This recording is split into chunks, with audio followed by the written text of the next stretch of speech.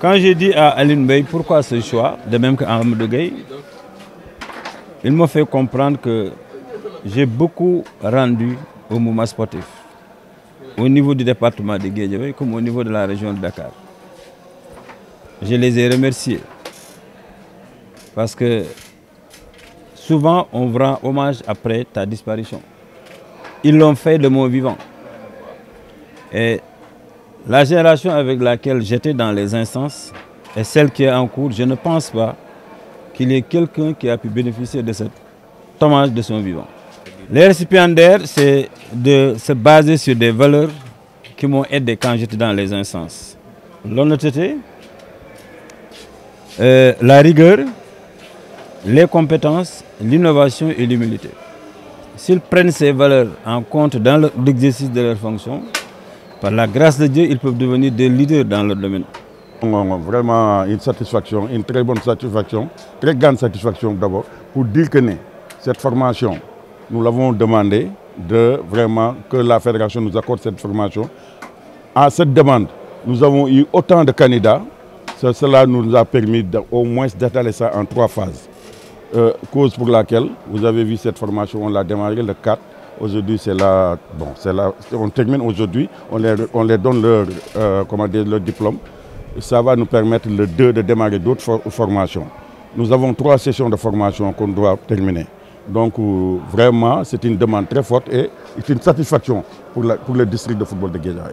Revenir un peu sur le nombre de récipiendaires. Le nombre de récipiendaires, chaque session, ça doit avoir que 30 personnes. Ça ne dépasse pas 30 personnes. À chaque fois qu'on a 30 personnes, on boucle. Donc, sur la demande, toujours, nous accentuons parce que c'est à cause d'Aline Bey. Et puis, il faut féliciter Aline Bey. C'est le directeur technique du département de Guédiawaye. C'est tout ça, si on est arrivé à ce point, c'est à cause d'Aline Bey. Parce qu'il est déterminé, un homme engagé et qui nous a poussé vraiment à arriver à cette étape. Attendre, c'est de voir ces acteurs-là, de les voir dans les terrains, vraiment entraîner les jeunes et continuer à exercer.